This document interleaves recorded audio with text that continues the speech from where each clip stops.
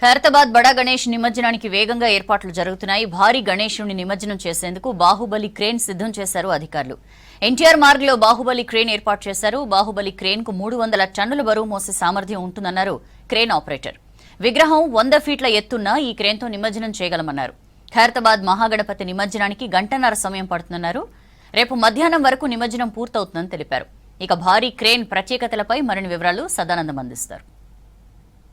చుట్టూ నిమజ్జనాల కోలాహలం కొనసాగుతుంది. ఇక చివరి రోజు అంటే రేపు హుస్సేన్ సాగర్ చుట్టుపక్కల ప్రాంతాల్లో భారీగా వినాయకులు నిమజ్జనానికి వస్తారు. నిమజ్జనంతో పాటు భక్తులు కూడా వస్తారు. అయితే ఇదంతా ఒక ఎత్తు అయితే రేపు ఇటు ఖైరతాబాద్ విగ్రహాన్ని ఇక్కడ నిమజ్జనం చేయడానికి చూసే వాళ్ళు కూడా చాలామంది వస్తారు. ఇక మరోవైపు ఖైరతాబాద్ వినాయకునికి ఇప్పటికే దర్శనం ఆపేశారు. అక్కడ పూర్తిగా దాన్ని టస్కర్లో వినాయకుని విగ్రహాన్ని భారీ విగ్రహాన్ని టస్కర్లో పెట్టి అక్కడి నుంచి ఇక్కడికి రేపు మార్నింగే ప్రొసెషన్ స్టార్ట్ అయ్యి ఇక్కడికి తీసుకొస్తారు. ఇక్కడ crane number 4 NTR Marg crane number 4 వద్ద ప్రస్తుతం మనం చూస్తున్నటువంటి ఈ భారీ ఈ బాహుబలి క్రేన్ ద్వారానే నిమజ్జనం చేయడం జరుగుతుంది. సో ఇప్పటికే ఇక్కడికి తీసుకొచ్చి పెట్టారు. సో దీనికి సంబంధించిన ఏర్పాట్లు కూడా పూర్తిగా చేశారు. సో ఈ క్రేన్ని ఆపరేట్ చేసే ఆపరేటర్ మనతో ఉన్నారు.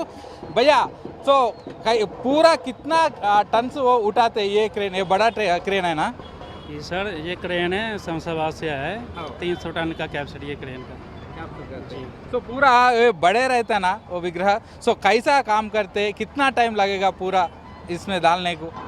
जब गणेश जी इधर आ जाएंगे तब उसके हिसाब से लेंथ के हिसाब से हम अपना बोम निकालेंगे, तो उसको उठा के विसर्जन करने के टाइम में ओनली 1.5 आवर्स लगेगा जी।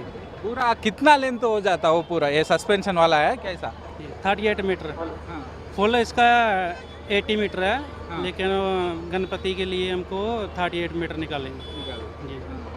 तो 69 फीट रहता है ना? सो ये कितने का जाते हैं ऊपर, कितने फीट तक जाते हैं? 69 फीट 20 मीटर के आसपास रहता है। वही हमारा 38 मीटर बम निकलेगा जी। तो कैसा पूरा काम करते हैं? इधर उधर पूरा पब्लिक रहता तुम्हारा वो काम करने टाइम पे, वो कैसा रहता आपको? ये हमारे वर्किंग रेडियस में हम पहले अपना पब्लिक साइड कर देंगे। हमारा जो कॉन्ट्रेवेट रोटेट होता है तो उस जगह को पूरा हम एम्प्टी कर देंगे, खाली कर देंगे। नॉर्मल डेज में ये क्रेन से क्या क्या काम करते हैं? इरेक्शन का काम होता है, हैवी लिफ्ट उठाते हैं जी, लिफ्टिंग प्लान करके जी।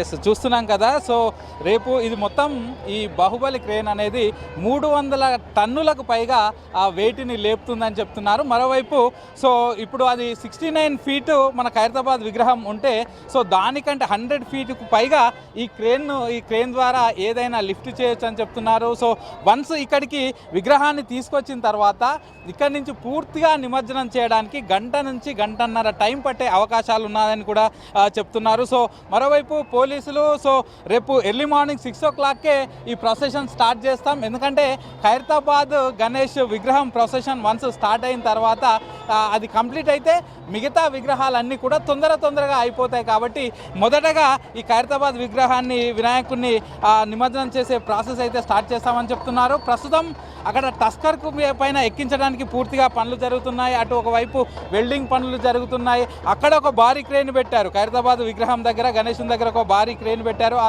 టస్కర్ పైకి ఎక్కించడానికి. మళ్ళీ అదేలాగా ఇక్కడ నిమజ్జనం చేయడానికి కూడా ఒక భారీ క్రేన్ ఇక్కడ తీసుకొచ్చి పెట్టారు. సో ఇప్పటికే రేపు మార్నింగ్ నిమజ్జనం జరుగుతుంది కాబట్టి ఇప్పటికే ఇక్కడ పూర్తి పనులు అయితే కంప్లీట్ అయిపోయాయి. సో రేపు ఈ వినాయకుని నిమజ్జనంలో భాగంగా ఇంపార్టెంట్ అంటే కీ రోల్గా ఉండనున్న ఖైరతాబాద్ విగ్రహం నిమజ్జనానికి అయితే పూర్తి ఏర్పాట్లు చేశామని అధికారులు కూడా చెప్తున్నారు. కెమెరా పర్సన్ వినోద్తో సదానందం, V6 న్యూస్, హైదరాబాద్.